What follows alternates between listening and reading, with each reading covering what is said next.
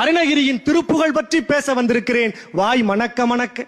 திருக்குறளாய் உயர்ந்து நிற்கும் திருப்புகழை படித்தால் வெறுப்புகளை விலக வைக்கும், பொறுப்புகளை உணர வைக்கும். திருப்புகழ் பாடினால் முருகன் தோன்றுவாரா? இதே சந்தேகம் காளிபக்தன் சம்பந்தாண்டானுக்கும் வந்தது. அருணகிரியை வாதுக்களைத்தான். திருவண்ணாமலை வளைகாப்பு மண்டபத்தில் அருணகிரி திருப்புகழை பாடினார். முருகன் வரவே இல்லை. காரணம், குழந்தையாக்கி முருகனை உன் மடியிலேயே வைத்துக்கொள் என காளிபக்தன் சம்பந்தம் காளியோடு போட்ட ஒப்பந்தம்.